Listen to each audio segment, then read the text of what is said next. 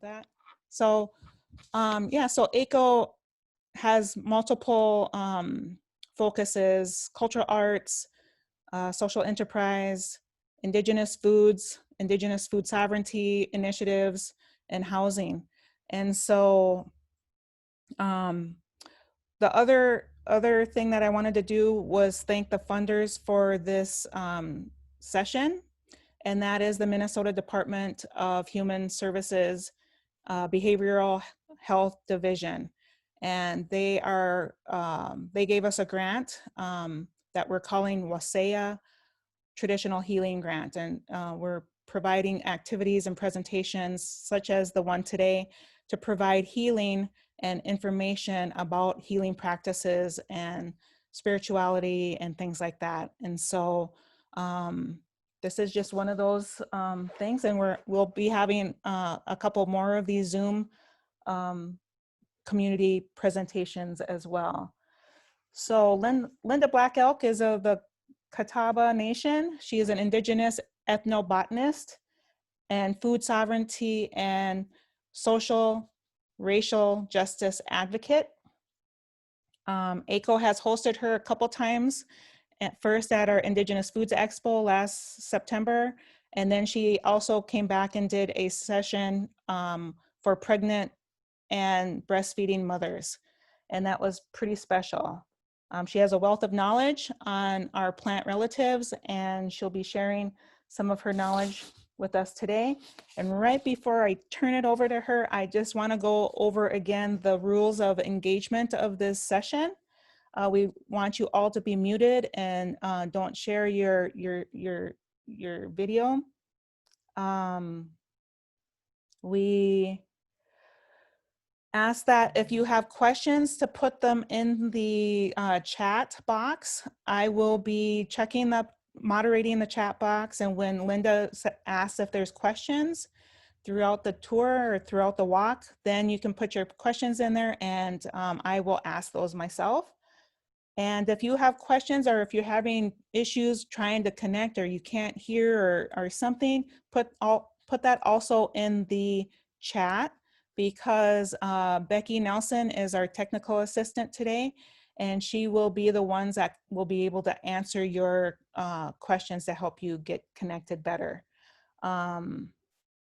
What else? We are recording this session, and I will place the link onto our YouTube page, AICHO YouTube page, and also onto the event page that I created. And we'll also email it out to folks that registered for today's session. And lastly, sorry for this long introduction. Oh, I already said that. The session is being recorded and will be posted. And so again, keep yourself muted, and we'll start the session with Linda Black Elk. Hi, everybody. Can you hear me okay, Ivy? Yes. Okay, awesome. Hi, everybody. Anin, Hamitakiapi. I'll try to use as much Lakota, Dakota, and Ojibwe as I possibly can, but I am not a fluent speaker of either. So I'll be Ojibwe and Dakota plant names as possible. But I'll also use scientific names, and I'll use English names for the plants that we're going to talk about today. I'm Linda Black Elk, and I work for United Tribes Technical College. So that's the tribal university in Bismarck, North Dakota. It's an intertribal university, and I am the Food Sovereignty Skills Director. So this is what I do. This is what I teach, and I love it. And I hope you guys will get something out of it. Do feel free to, if you have questions, feel free to put them in the chat, and I will answer them. I want to say that I am on the homelands and the reservation of the Lac Vaux Desert, Ojibwe, and I'm really proud to be here. And it was crazy because already just sitting here looking at plants, an elder drove up just a couple of minutes ago. While I was muted, an elder drove up and said, "Are you looking for mashkiki? Are you looking for medicine?" And she was so excited.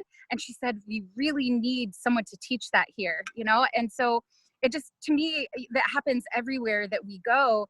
And that really underscores to me the the need for this among our people and how important this is. I'm Indigenous all over the world. My mom is half Korean and half Mongolian, and I'm also descended from Eastern tribes, such as the Catawba, the Cherokee, and the Monacan. And I'm really proud to have traveled around and gotten to know my plant relatives in all of those places. I want to say that my cameraman is my husband, Luke Black Elk, and he's from the Cheyenne River Lakota Nation, and he's AICHO Lakota. And yeah, we're just so honored to be on these Dakota and Ojibwe lands today to talk about our medicines and our foods too.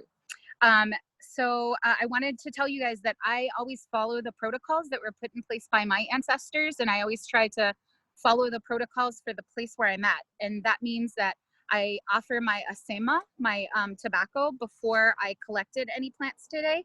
And so I wanted you to know that I really tried to do this in a good way, and offered my tobacco. That's from my people, but that's also from the people who live here. So, that's a Lakota thing that, I've found that that's really something that most Indigenous people do everywhere. I also wanted to say that I have never been here before, okay? So I think that's really important for me to tell you guys. I have never been here. We had to go pick up some food and supplies for elders to take back west. And we happened to see this little roadside park. And so you guys can hear there are vehicles going on around us. And so this is literally just this little roadside park on Lac Vaux Désert. And even just here with walking around 5 minutes before this webinar started, I have found 40 medicines just right here within this little roadside park area. And so we are literally surrounded by medicine, and everywhere we go, we're walking over it. Every time you walk over a dandelion, you are walking over food and medicine, So I hope that not only will you learn a few medicines today, but I hope that when you walk over your lands, your traditional homelands or the homelands of others, you'll be aware of all of our plant relatives that are all around you at every moment. Okay, so I'm gonna go ahead and get started with a couple of these plants. I am going to sit here and talk about a couple of them first here in the shade. I hope you guys don't mind because it's a really warm day, but then I'll get up and I'll walk around and show you guys some stuff too. So one of the first plants I wanted to talk about, and this is just one of the most common plants in the world, literally in the world. This grows almost on every continent. This is plantain in English. And they don't mean the green banana. I have no idea why that green banana looking thing that we fry up has the same English name as this plant. In Ojibwe, I believe that you guys call this frog leaf, omakakibig. And in Dakota, we call this wachbe badaska, the flat leaf. In Lakota, it's also called wachbe bolaska, the flat leaf. And it's an amazing medicine. This is one of my favorite medicines for burns. The scientific name is Plantago major. And these leaves are just fantastic for burns. Notice when you're identifying the plantain, it has these long veins that go almost straight up and down. Do you see that? Okay. This is actually a really gorgeous example. Sometimes when we collect this back in the Dakotas, the leaves are only this big. So this is a really beautiful example of plantain, and it looks like a bug might have gotten at it a little. But I use plantain for so many things. First of all, it's totally edible. So if you wanted a nice green to add to your salads, you can cut some up, like maybe with a pair of scissors, add them to your salads. They're very nutritious. Some of you, especially those who know me, and I saw a few names on here that I recognize, have probably heard me tell the story.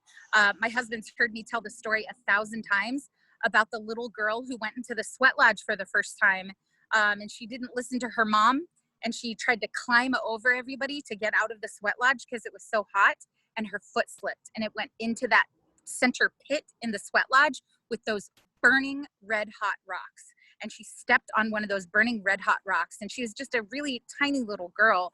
And just within 10 seconds, her mom and I, she was screaming and crying, and her mom and I carried her outside the sweat lodge, set her on a bench outside there, and just within 10 seconds, there was a golf ball sized blister on the bottom of her foot, and it was just all wet, you know, and throbbing. It was horrible, and she was screaming, and without even thinking about it, you know, because this plant grows everywhere. And without even thinking about it, I started gathering the plantain leaves that were growing around the sweat lodge, and I started crushing them up into a poultice. If you've ever heard that word poultice before, it's crushed up plants. And so I started gathering the leaves and crushing them up. And I took that poultice, I put a little bit of water on here, and then I put it right on the bottom of her foot where that huge blister was. And immediately when that poultice touched that blister, she calmed down and she stopped crying. And the reason she did that is because, and I can even feel it on my hand right now, a plantain poultice is incredibly cooling. It reminds me a lot of aloe vera gel. You know, when you put aloe on a sunburn, it's very cooling. Plantain is very cooling. And so that blister she had on there, it immediately took the pain away. You can even chew some plantain up and put it on a bee sting or an insect bite, even a spider bite, and chew it up and put it on there, and it'll immediately take the pain away. Okay, so it's also what we call analgesic. It'll take pain away wonderfully, and it'll do the same thing for burns, plus it'll help to cool the burn. And so the little girl, she had this blister, but she immediately stopped crying, and she was like, oh gosh, that feels so much better. And her mom and I couldn't figure out what to do, but you know, when you start a sweat lodge ceremony, you have to finish it. So she was okay, she wasn't crying, she was calm. So we told her, this little girl, you have to sit here, wait until the sweat lodge ceremony is over. Don't walk on this foot by any means. Don't walk on this blister. You'll bust it open and it'll get infected. And then when we're done with the sweat lodge ceremony, come out, take a look at things and see what we need to do next. So we went back into the sweat lodge and she sat on that bench for a while. But of course, when the sweat lodge was over, we came out and she was no longer sitting on the bench. And I was like, oh my gosh, what are we gonna do? Where is she? And I look up and through the darkness, I see her run by barefoot, playing with the other kids whose moms were in the sweat lodge. And I was like, get over here. You know, I was really mad because I just knew that her foot was gonna be all caked with mud and grass and things like that. And I set her back down on the bench and she sort of plopped down and she said, by the third round, it was all better and I wanted to play. And I thought, all better? What could she possibly mean? So I lifted up her foot and I looked at it, completely healed.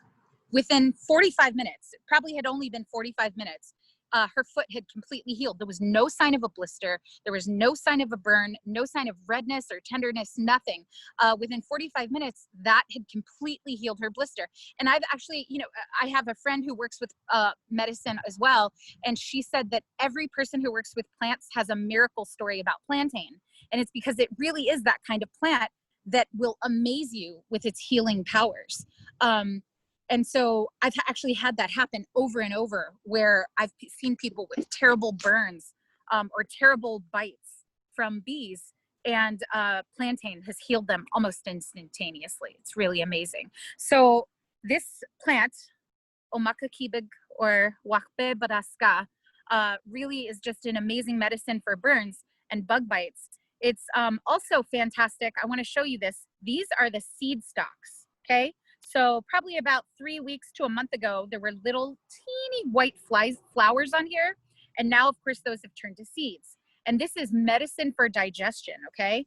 These seeds are so, watch me strip them off the stem. These seeds are so incredibly high in fiber. All I did is I worked my finger down the stem and I have all these beautiful plantain seeds, okay? So much fiber in these, all right?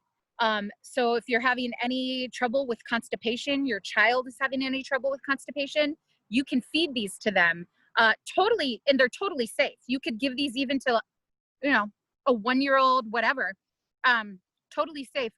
In some tribes actually collect tons of these seeds and roast them and use them to make flour, to make bread, okay?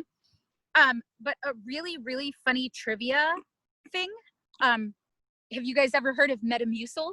You know, that orange powder drink that people mix with water and drink for fiber to be regular? Metamucil is made from the seeds of plantain.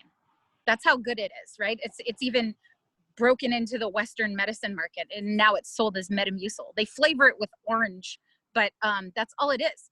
All Metamucil is what they call psyllium fiber. Psyllium, psyllium fiber, silent P at the beginning.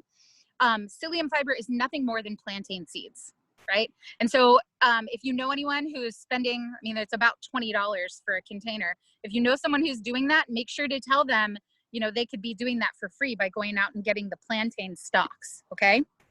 All right, just gonna show you those leaves one more time. Oh, here's a nice one, okay? That big plantain leaf, gorgeous, edible. So not only is it a food, it's an amazing medicine for burns and bites. It's also a fantastic medicine for digestion, okay?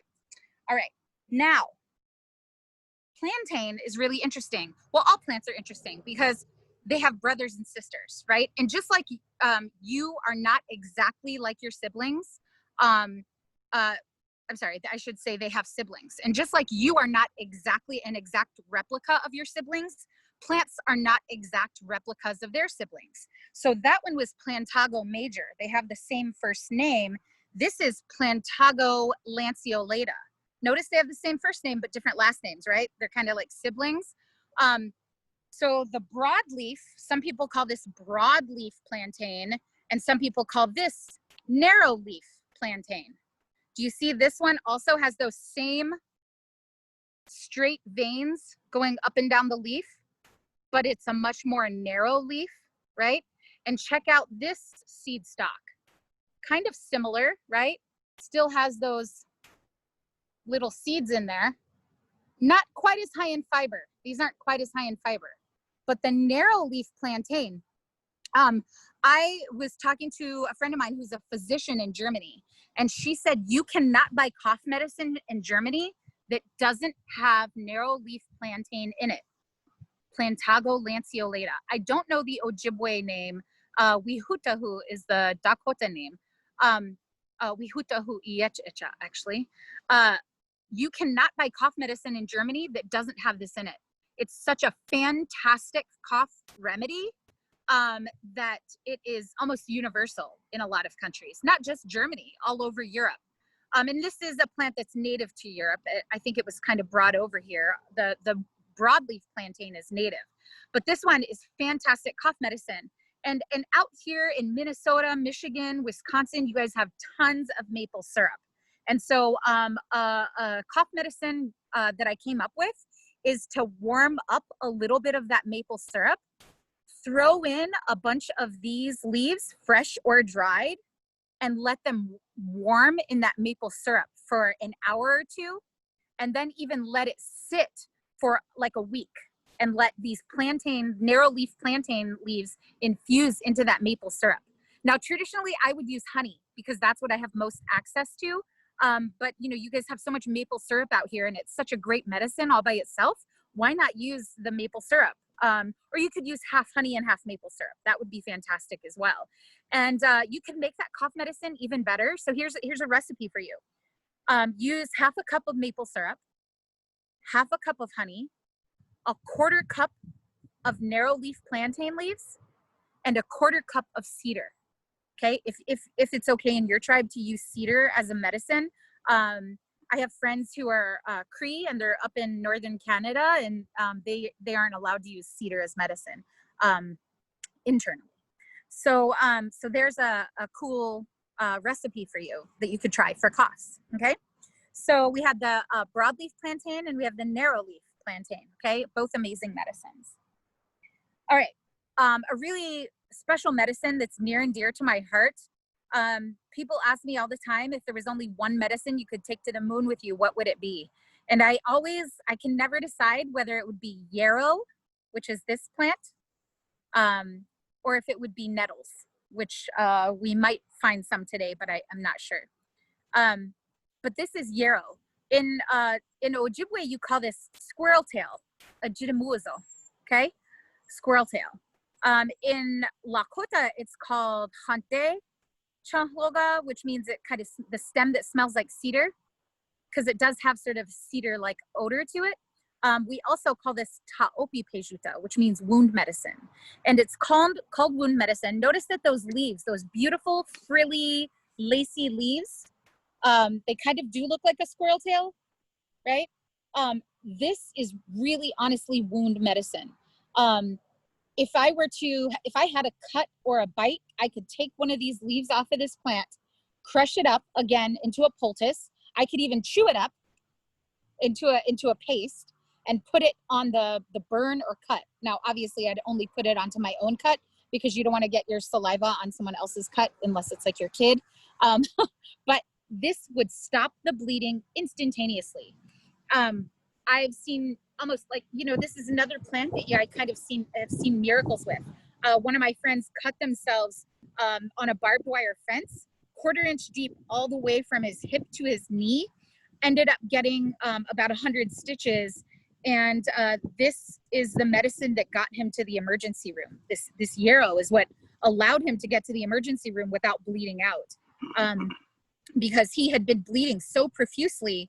But we were able to get him to the emergency room because we packed a whole bunch of this on there, crushed it up, packed it onto his cut, and got him up to the ER in time for him to get stitches. And it was crazy because everywhere that we would put the crushed up Yarrow leaves, the cut would instantly stop bleeding. Okay. The scientific name of Yarrow is Achillea millefolium. Achillea, right? So who do you think it's named after? It's named after Achilles. And that's because even Achilles, it's mentioned in the Iliad, that big, thick book about the Chamuks and, Achilles. It's spoken about in there where they use this plant to heal the wounds. Achilles used the plant to heal the wounds of all the soldiers who fought with him. So this plant has been used all over the world for thousands and thousands of years for the same purpose. I also use it in conjunction with some other plants as a blood cleanser. So like if you guys know what burdock is, I use burdock root and dandelion root and yarrow leaves. And I use that as a tea, as a cleansing tea. So if you've ever heard of someone who needs to detox or detoxify, maybe someone who's struggling with addiction, who really needs to cleanse their system. My brother is a recovering addict, and this is one of the teas that I gave him when he was in recovery. And it's that blend of the yarrow leaf, the burdock root, and the dandelion root. And boy, does it really clean you out, So yarrow has tons and tons of uses.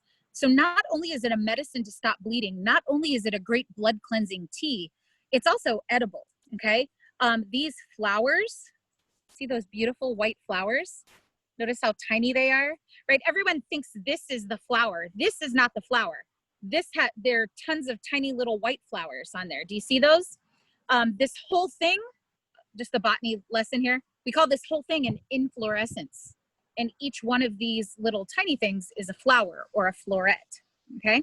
All right, so these florets, these flowers are edible.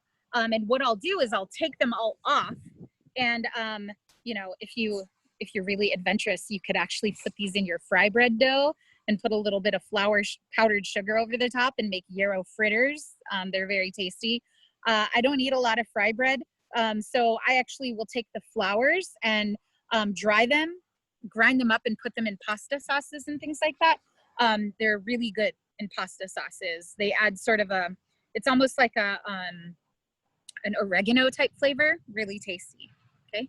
Are there any questions on the yarrow or any of the plantains? Yes, there's actually a few. So Okay. for the plantain, for the first question was, do you have a book? Okay. And if We'll some talk people about that later.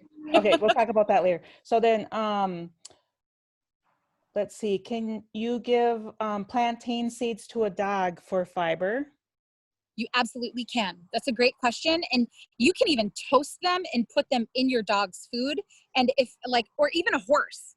Plantain is used as horse medicine, and it's great for them as well. So Okay. absolutely. Mm-hmm. Okay. And then what is the dose for the plantain seeds for digestion?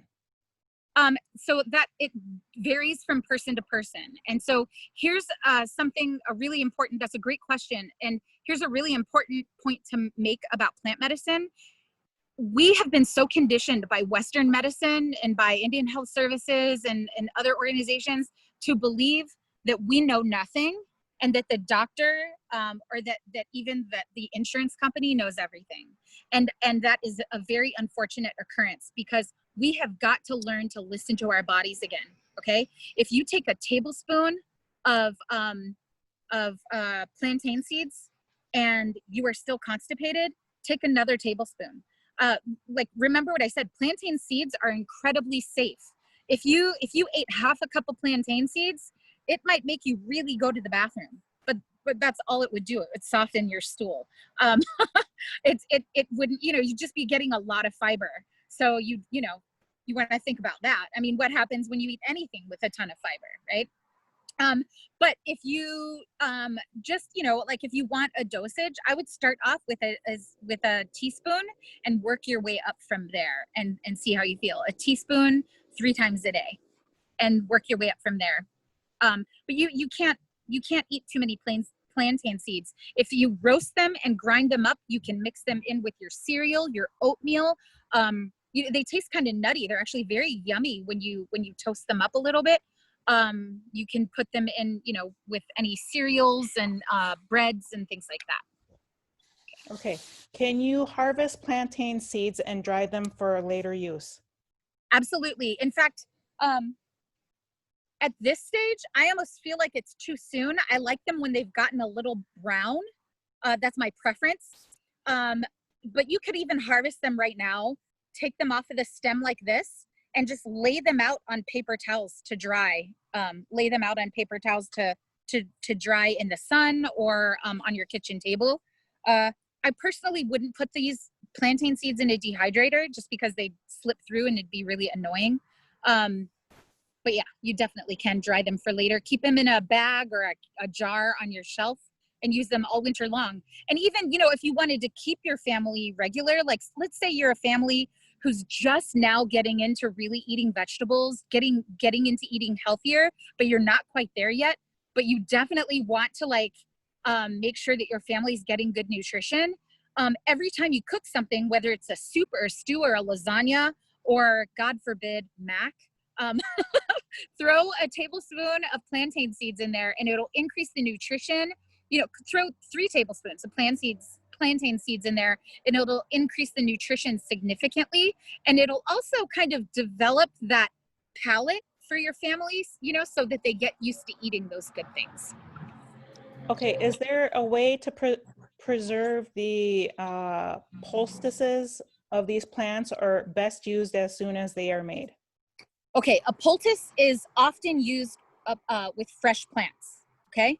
But you can use a poultice with dried plants as well. You just have to dry the plant separately. So like what we do is we take these plantain leaves, okay?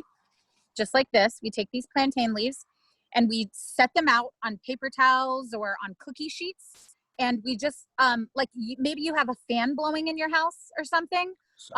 Out where we live, the air is very dry, but it's not too bad here. You can definitely air dry plants here, but you can also hang them up in bundles like this and they'll dry.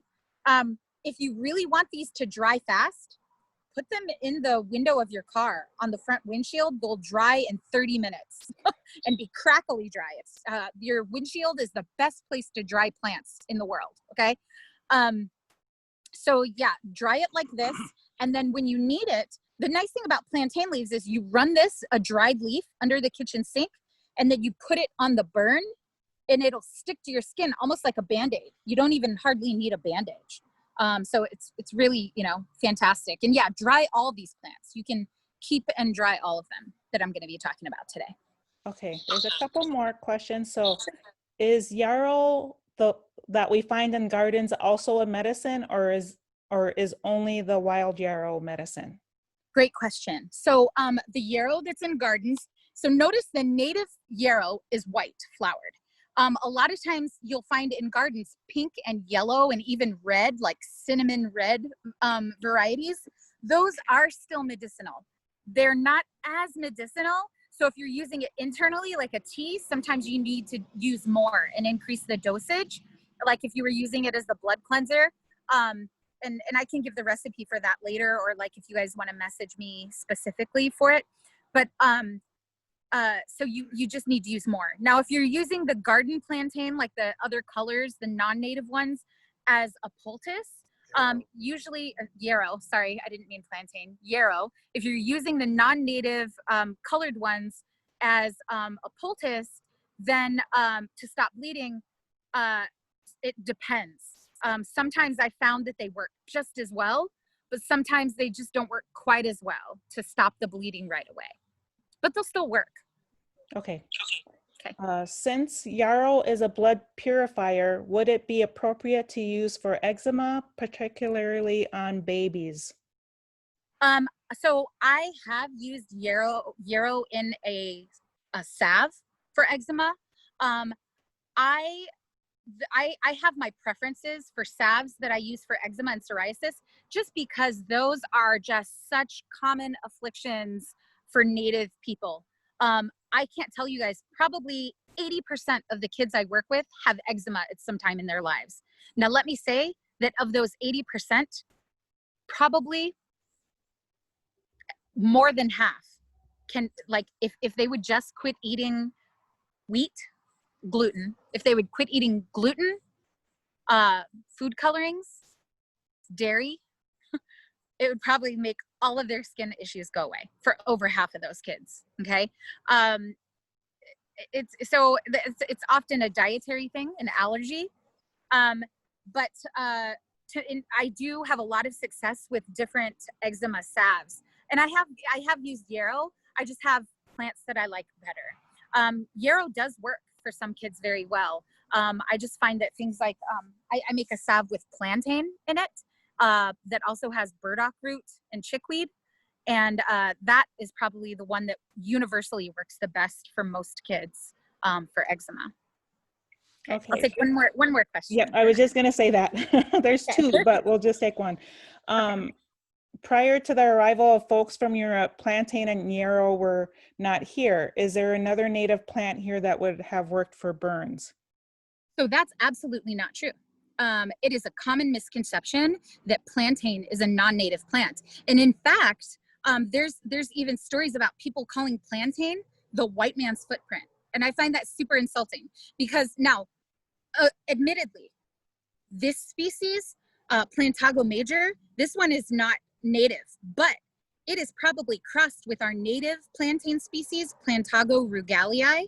And the reason I think that is because there's a little bit of purple on the leaf at the base, and the native species have purple leaves at the base. So plantain is very much native. Yarrow is absolutely native. It is a native plant. Dandelions are native. People who say otherwise are lying. It's just a lot of them, the non-native dandelions that were brought over crossed with our native dandelions. So they've changed a little bit. It's the same thing with burdock. I didn't see any burdock right around here today, but a lot of people think burdock is non-native. There is a non-native burdock that has come over and crossed with our native burdock. But yeah, so the plants, all the plants I talked about so far, except the narrow leaf plantain was not native. But the broadleaf plantain, totally native. Okay, so let me talk about a couple more plants, and I'll try to see how I can do this all day. How am I on time? What time? It is 3:35. Okay, so let me try to get through a few more, and then we'll go on. I want to make sure that I get to talk about this non-native plant called Verbascum thapsus, or also called mullein in English. Mullein, you guys have probably heard of it. This is the one, some people even call it Indian toilet paper. It has those super fuzzy, kind of thick leaves, right? And the reason why I very much notice it has some people also call this a candlestick plant, because it has this sort of candlestick looking top, and it gets these sticky yellow flowers. Sticky because there's resin in them, so kind of sticky. This is a tiny one. They easily grow taller than me. I've seen them 12 feet tall before. So this mullein is the reason I want to talk about it is because it's fantastic lung support. They're actually finding that it is very good lung support right now in the age of COVID-19. People are using this as a tea. to increase the strength of their lungs. Now, I have asthma, so lung support is really important to me, and I try to keep my lungs as healthy as possible. I will say something about Mullein. I don't use it a lot because the fuzz on the leaves irritates me. But if I want some really good lung support and I know the Yarrows, the Mullein is going to help me, I will make the Mullein tea from the leaves and the flowers, okay? And then I will strain it through a coffee filter to remove all of those hairs, okay? And that way it won't irritate me at all. So it is fantastic lung support. Some people will also put this into their tobacco mixtures. So when you make your, I can't remember the name of the tobacco in Ojibwe. Yeah. Apakosagan. Yes, exactly. And you know, in Lakota we call it chanli. If you're making any of those mixtures, a lot of people put mullein leaf into those mixtures because it does make a really nice smoke. Again, I can't put it into my tobacco mixtures for smoking because the hairs, even when I'm smoking it, will irritate my lungs, my throat and my lungs. Okay, but it's amazing lung support as a tea. Okay, and very, very good for the lungs. All right, I wanted to make sure to talk about that because it also grows really widely. Someone asked if it was kinnikinnick. Oh, this is not kinnikinnick. No, kinnikinnick is a blend. And you know, a lot of people refer to bearberry leaf as kinnikinnick now. Okay. I also wanted to make sure I got to talk about this plant today, just because right now I made a post in case some of you guys might have seen it about stress and anxiety and depression in the age of COVID-19. And that's very important because people are having such a hard time right now. People are stressed out, they're depressed. It's a really tough time. And this is a plant that I'm using a lot. It's called St. John's Wort, W-O-R-T, St. John's Wort. Notice those yellow flowers with all those little stamens, okay? Someone on a four-wheeler going by. Oh, two. But the whole top of the plant, and right now a lot of my friends are picking this St. John's Wort. It grows all over Minnesota, Michigan, the Dakotas, even Wisconsin. If you tincture this plant, that means if you put this in a mixture of glycerin and water or alcohol and water, the tincture will turn bright red, like blood red. It's actually beautiful. But then so that's called a tincture. That's another medicinal preparation, not a traditional one. But the tea also will turn an interesting kind of rusty color. And drinking the tea is very, very good for depression. And it's actually been shown clinically to help with depression. But, and here, I want you guys to listen very carefully to that but.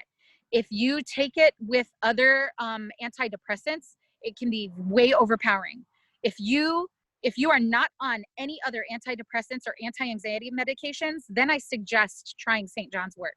But if you are on any prescription antidepressants or anti-anxiety drugs, do not use this in conjunction with them. It's too much, okay? And they've actually shown that people will have these allergic reactions that are very, very dangerous, okay? So don't mix this with other prescription medications. But if you are just experiencing and you've never been put on an antidepressant before and you're just experiencing some issues, this is actually a great one to start off with because it is mild when used by itself, okay? All right, so that's St. John's Wort again. And that's a non-native actually as well, but it grows all over the place. Okay, I also wanted to talk about this native plant, and then I'm actually gonna get up and walk around for a few minutes. This is dock, D-O-C-K, not burdock, okay? Dock, D-O-C-K. Look at these seed heads, okay? And this actually can get very tall, and then later on in the fall, it turns almost like a blood rusty red color, right? Bright red rust color. Sorry, I have a bee flying around my head. It has very large leaves. These have been eaten by bugs. Let me see. This is a pretty good one. So here's the leaf. This leaf is totally edible and it tastes kind of sour like lemon. It has a lemony flavor. I love taking these leaves and stuffing it with a combination of smoked whitefish and wild rice and rolling it up and baking it. Delicious. It's kind of like making cabbage rolls, but with smoked whitefish and wild rice. Oh my God, so good. And it already has like a lemony flavor, which goes perfect with the smoked whitefish, okay? So dock leaves, totally edible, delicious, okay? But I really wanted to show you these, the top of this, because I've been having a lot of questions lately about young people and acne. And I don't know, like teenagers and acne and even adults who are having adult outbreaks. And I think that might have something to do with stress, like our stress levels lately and hormonal levels. But I think it also might have to do with our diets, right? Our quarantine or our self isolating diets have not been the best, which I wish people were eating better. I've gained 10 pounds since quarantine started, but that's more of a matter of exercise. So the tops of this plant, we actually call it red top, again, because when it dries, it turns this rusty red color, okay? And you can see this standing up all over the place. We will take these and soak them in water or soak them in a bottle of that cheap bottle of witch hazel that you'll get at Target or Walmart, wherever. You'll take the seeds, soak them in that witch hazel or just soak them in plain water, and you'll use that as a face toner, and that will get rid of acne. That'll get rid of, even it helps with eczema and things like that, and itchy rashes. Fantastic. Okay, that's dock. So not only is it a food, but it's a great medicine as well. Okay, all right, I'm gonna get up and walk around a little bit. Ivy, I can take one question while I'm getting up and walking around. All right, let me look to see which is the best one. Okay. Okay, I'm just gonna pick one. So I was told also not to take St. John's wort, as it can change the effectiveness of birth control and should not be taken while pregnant. Yep. Yep, that's true. I do not use St. John's wort with any of my pregnant patients, just because you never know. And it is a plant that it's strong, you know. So you don't know how patients are going to react, and how babies are going to react. So I definitely don't use it when people are pregnant. I've never heard about it affecting birth control, but I don't doubt that that's true at all. But I personally have never heard that before. I'll make sure to let my patients know that. I've never had one come back to me and tell me they accidentally got pregnant after I've given them St. John's wort. But that's a good question. Okay, I'm gonna talk about a couple more plants and then I'll take a couple more questions. So this is a species of pine. This looks like white pine, Pinus strobus. Wazi is the Lakota word for pine. It actually is the same word that's used for north. I can't remember what pine is in Ojibwe. You can type it in the comments in the chat if you want to, just to let everyone know. But pine pitch that's the sap from the pine, is one of the ingredients that's used to make Minigan, you know, the beautiful Ojibwe medicine. We actually make salves with pine pitch as well. It is antimicrobial, so it'll keep cuts and burns and scrapes from getting infected. So I love to make an all-purpose salve that has pine pitch in it. It's fantastic. Pine pitch is also anti-infection. So like for cellulitis, I'll make a nice light salve, or I'll even mix it with just a little bit of coconut oil to coat an area of cellulitis. It's wonderful. And you can even put a little bit of pine pitch into tea. And it's an anti-infection. It's almost antibiotic when you drink it. The leaves, the needles of the pine tree are super high in vitamin C. So vitamin C helps to boost your immune system and fight off infection.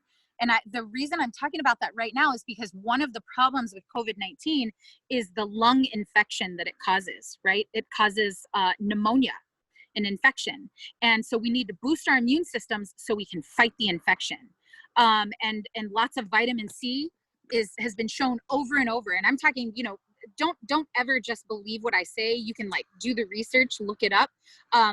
Large doses of vitamin C are being very effectively used to fight lung infections, including the lung infection caused by COVID-19. It's the SARS-CoV-2 and COVID-19. It's interesting because a lot of people aren't hearing about that, but they put people on IV vitamin C who have very successfully recovered from COVID-19. So I'm really, I've been suggesting a lot of plants that are high in vitamin C, like pine needles and rose hips, the berries off of the rose bush, ogin or unjijintkahu in Lakota. So yeah, so those are a couple plants that I really recommend and very high in vitamin C. It's the most effective way to consume that. Oh, the most effective way to get that vitamin C, even if you're going to mix the pine needles and the rose hips, the rose berries together, is as a tea. So like you would use probably a tablespoon of each in 2 cups of hot water and let them sit for about 20 minutes and then drink that. And you can drink that 3 times a day, right? Pine needle and rose hip tea is not going to hurt you. That's good, gentle medicine. Okay. All right. I also wanted to show you another sort of relative for the pine. You can also use spruce, okay? So here's a spruce. And of course, in the spring, the young tender tips off of the spruce are make a wonderful syrup. You can soak them in maple syrup. That's what we did. We made a spruce tip maple syrup this spring. Delicious, you know, you can use it as cough medicine, you know, along with your narrow leaf plantain leaves, your spruce tips and your cedar. Oh my gosh, amazing cough medicine there, but also delicious. Spruce needles are also high in vitamin C, so you can use them or the pine needles and the pine needles both. Really, really good mashkiki there as well. All right, Ivy, I can take a question while we're walking around the corner here. Okay, let me look.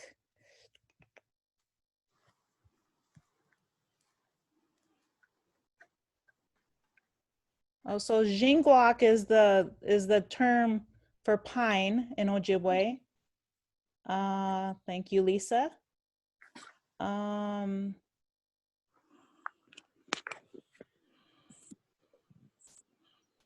Let's see. Sorry. No, no problem. I'll while you're looking at that, Okay. I'll just talk about goldenrod real quick. This is goldenrod. There's lots of yellow flowers around right now. Let me grab some St. John's wort. Just people get them mixed up. But they look very different, right? This is goldenrod. This is St. John's wort. See that? Very different.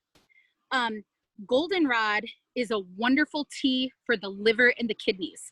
If you know someone with liver issues, maybe an underproduction or overproduction of bile, if you know someone who has cirrhosis, this is a fantastic tea. If you know someone who has something like glomerulonephritis, which is an issue with kidney filters, this also makes a fantastic tea for them. So if you know someone with liver or kidney issues, right now, go out and get these gorgeous, right now is a really good time to get the goldenrod flowers and use them for tea.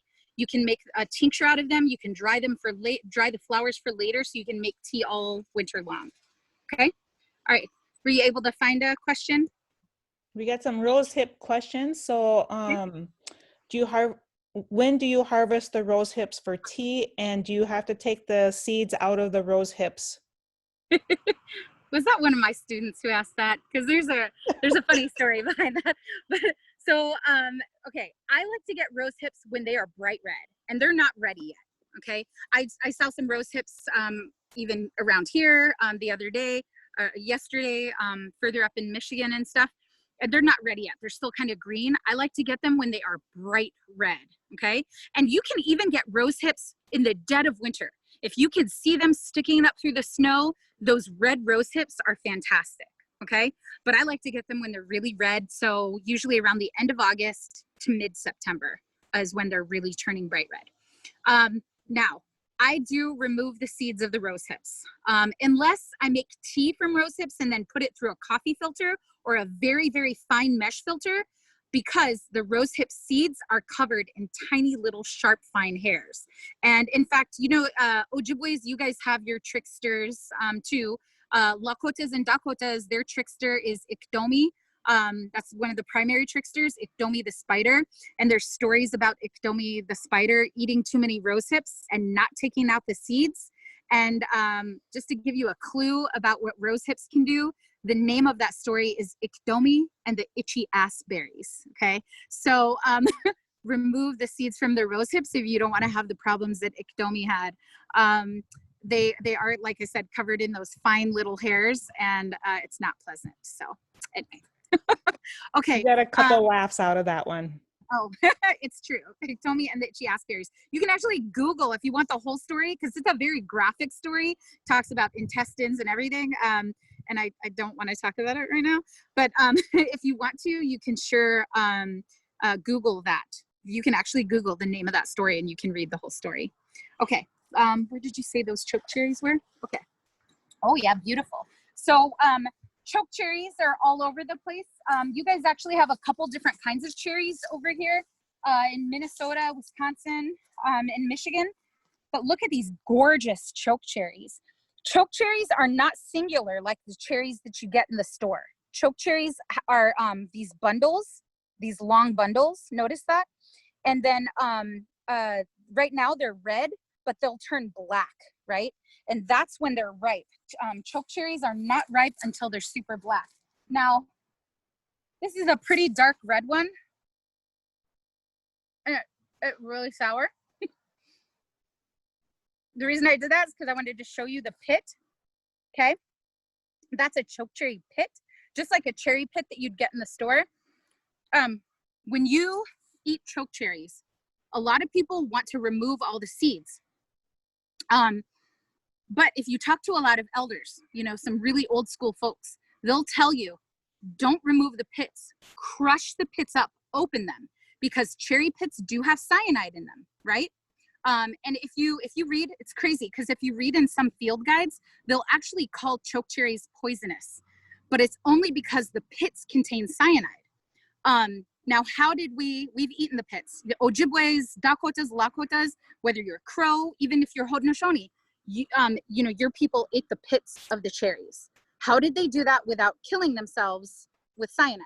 A lot of my students will say, oh, we built up a resistance to cyanide.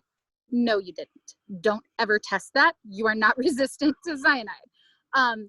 What happened is we crushed the pits with the actual fruit of the cherries, and that causes the cyanide to dissipate as a gas.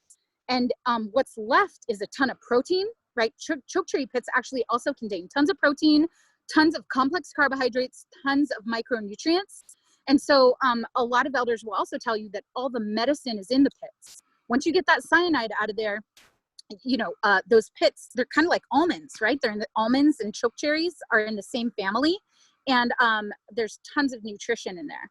So if you're gonna collect cherries, get yourself a good meat grinder, or I actually met someone the other day who uses their Ninja to grind up their chokecherries into a paste, and then they form those crushed up cherry paste into patties and dry them in the sun. It's a fantastic way to store your cherries for the winter, and you know, that's with all the nutrition and everything.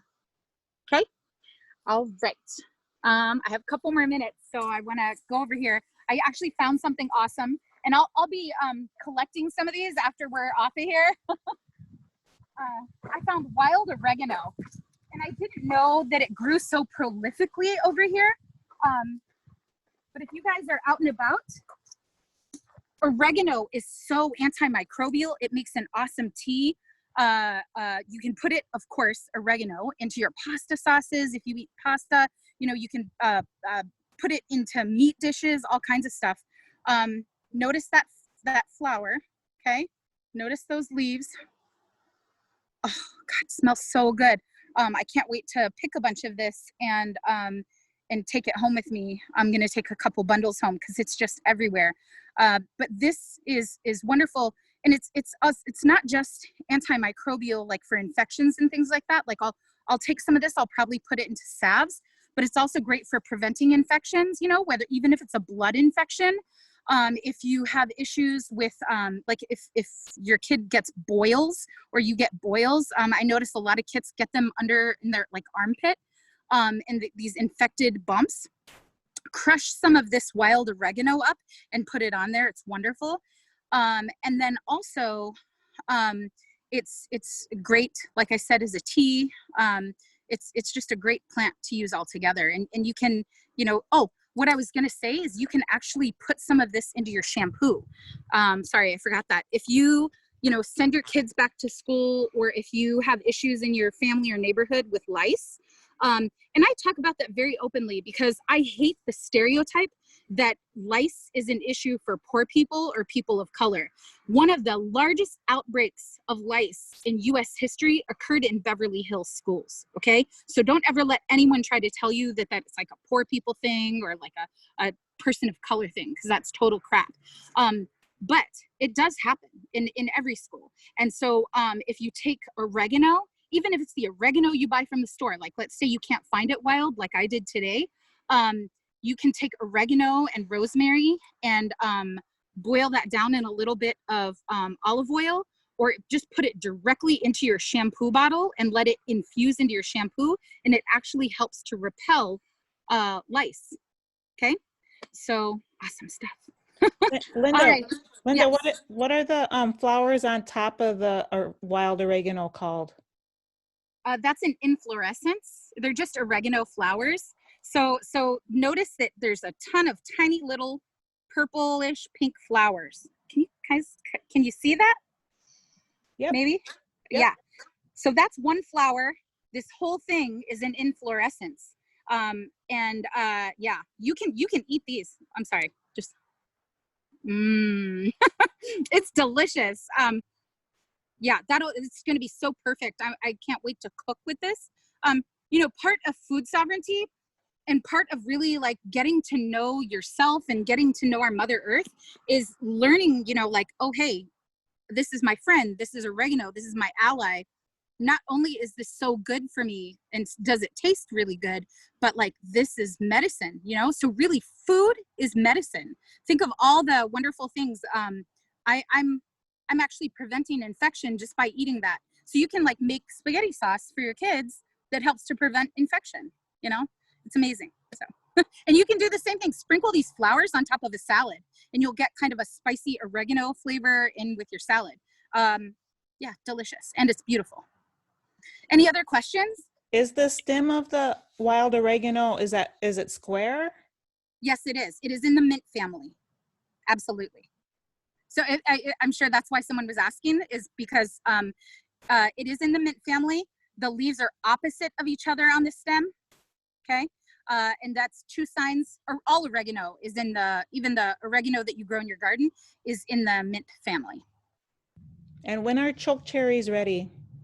Chokecherries, it depends on where you're at. These chokecherries look like they're going to be ready in about 2.5 to 3 weeks. So out there in the Dakotas where we're at, we get chokecherries mid-August, and then we get wild plums. Okay, so chokecherries are Prunus virginiana. Okay, wild plums are Prunus americana. They're siblings. Okay, so when we go out, like we'll go out mid-August to get chokecherries, and then we'll go out late August to get wild plums. And I haven't seen too many wild plums around here, but I have seen some. Also, I wanted to say you guys have a lot of pin cherries out here, which is a different prunus. That's a different sibling for the chokecherries. And those are delicious and edible and make great jelly and jam and stuff like that too. Okay, I don't want to keep looking into the sun too long, so I'm going to kind of walk down this way. Any other questions, Ivy? Okay, let's see. Someone I think missed how to preserve these wild plants. Can you kind of just go over that again real quick? Sure. Okay, it is really simple. All right, let me say this. Do not overcomplicate the gifts that the Manidug and the Creator have given us, okay? It is as simple as picking these plants. Now make sure you know how to identify them, you know, and there's only so much I can do virtually, all right? my hope is that, you know, all of us will be able to like get together and keep doing this and like learn how to identify these plants over and over and over. Repetition is the key to learning these plants. Look at them every time you go out and make sure you know what you're looking at, okay? Once you know what you're looking at, collecting them, you know, follow the protocols, offer your tobacco, sing your song, say your prayer, and then just take them in your house and lay them out on paper towels or put them in your dehydrator if you have to and you know how to use one. But lay them out on paper towels or put them in bundles, tie them and hang them from your whole house. Your house will smell amazing. And then when the bundles are crunchy dry, you can put them into bags and keep them all winter long, okay? It's really that simple. Hang them up, put them in the dashboard of your car, put them on cookie sheets and put it on top of your refrigerator. And a couple weeks later, they'll be kind of crunchy. Then put them into plastic bags and, or you know, not plastic bags, what are those called? Sandwich bags. Put them into, you know, whatever you have, paper bags, that'll be great, okay? It really is that simple. Jars. Oh yeah, or store them in glass jars. That's what we do. We, like for oregano leaves, I'll pull off the leaves. See how simple that was? I'll show you again. Pull off the leaves like this, or in the flowers, and I let them dry on cookie sheets and paper towels, and I put them into jars when I'm done. I have huge jars full of all of these plants because I use them. I give them out to people. Okay. Any other questions? A lot of people are wondering, like, if about a book, if you have a book, or if you don't have the book, if you have resources that people can go to online or. Yep. So, okay. So I do have a book, and it's a book to edible wild plants of Minnesota, and it has like Dakota names in it, but it's out of print right now. We're trying to get more copies printed, and if you follow me on Facebook or Instagram, I'll make sure to announce it when I get more printed. Now, what I'm going to try to do as well is add Ojibwe names into the next one, and make it, you know, more widely intertribal. So I'm hoping to do that. Now, as far as resources, okay, if you are into edible wild plants, I'm talking about food, there are some books that I really recommend. There's a guy in Wisconsin, now he's a Chinook, but he's a really nice guy named Samuel Thayer, Thayer. He has a series of amazing books. One of the most frustrating things about these field guides and all of these edible wild plant books is that I'll read them and I'll be like, the person who wrote this book never tried that. Because you'll see them recommend these impossible things. Okay. And nothing is more frustrating to me than that. Like, if you're going to recommend that people try something, make sure you've tried it yourself numerous times. All of these things that I've showed you guys today, we use in our everyday lives. And I say we, because again, my husband is the cameraman. So, you know, it's really important to say that. So I do trust Samuel Thayer's books, and I know that he has tried those things and he makes them very easy and simple. When it comes to medicinal plants, you have got to go to people. You have to go to actual people. Now, I have, like, for instance, people who send me pictures of plants almost every day, and they're like, Mindy, I don't know if you're on here, but God bless your heart, I love you. I bet you are on here.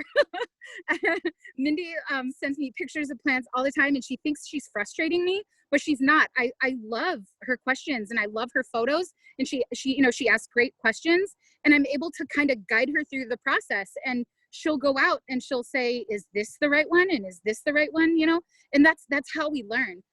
The problem is there's a lot of books on medicinal plants are just, they're just not very good. And a lot of them are written by people who exploit plants. A lot of them who are written by people who have exploited traditional indigenous knowledge. And it's very frustrating. So there's not many of those that I recommend. So I really recommend going to good people that you trust. Okay. What time? How are we on time? We're at 4:05. Okay, so Yeah. so an hour. Yeah. So We had planned on an hour, and that's about where we're at. I can take a couple more questions if it's okay with Ivy, or if you guys have questions. yeah. I'm so honored to have been here with you guys and shown you even a few plants. I always wish, I think that we must get through about 10 plants an hour or so, and which is never enough for me. I want to show you guys so much, but maybe we could do this again sometime.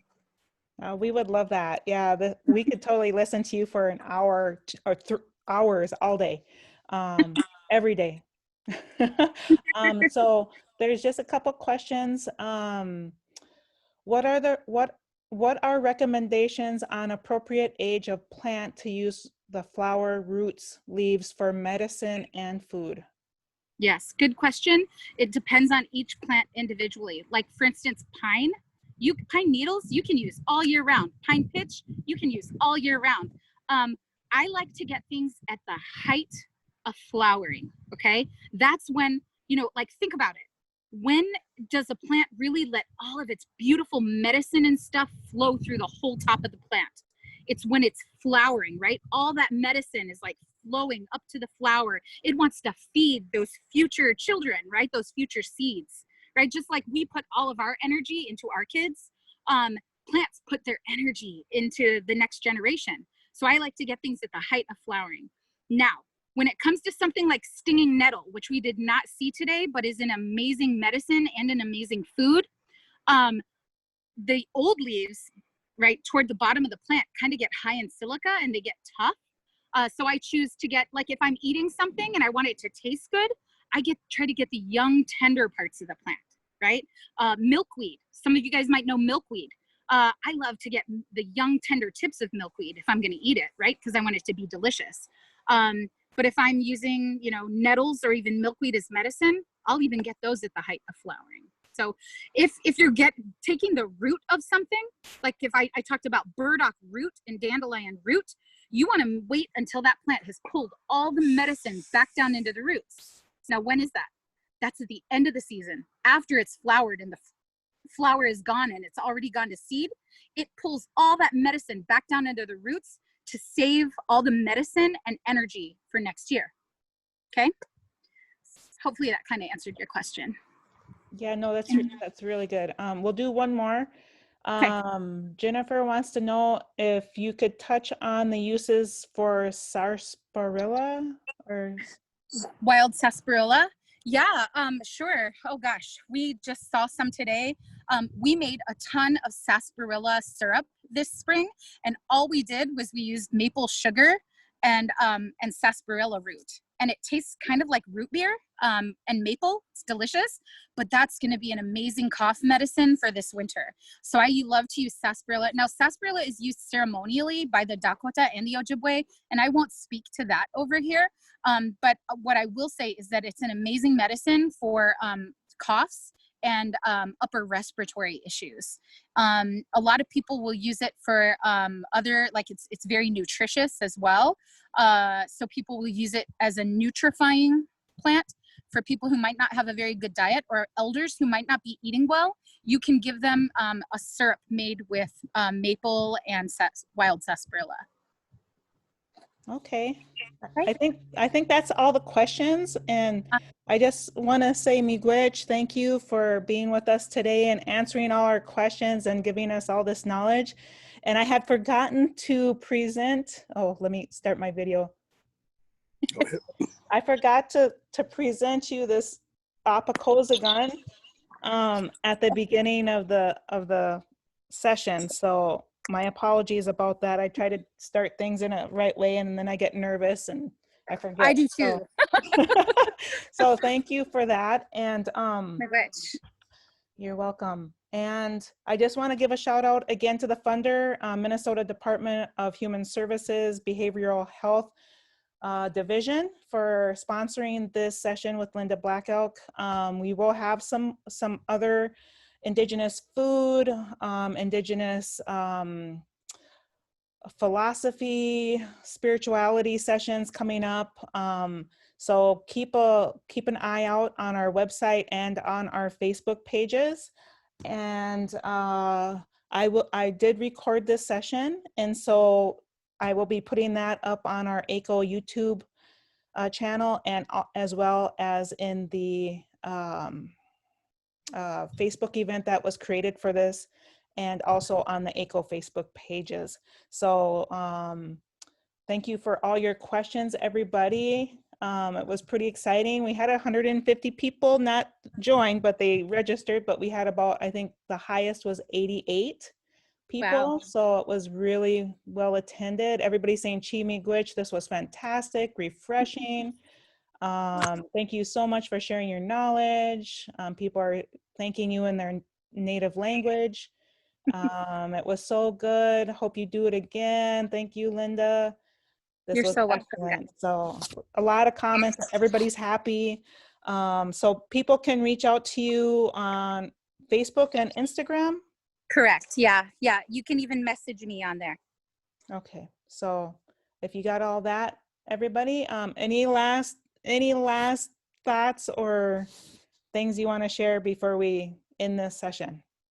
No, I think that I talked about everything that I was meant to today. Thank you guys so much. Thanks, Ivy, so much for organizing this. I know how stressful it is, and I really appreciate it. And yeah, I'm really grateful to you guys all for listening in and being willing to learn something from me. Everything I've learned came from my elders and other knowledge holders, and I'm so grateful to them. So I wanted to say that. Thanks, Oh, guys. miigwech. And miigwech to your husband for being the film crew. Yes. So Yeah, he's happy. and I will mail Thanks, you guys. this apacos again. Oh, thank you in so the mail. much. Yep. Okay. So, All right. okay, everybody, right. thank you. We're See gonna you end the guys. session.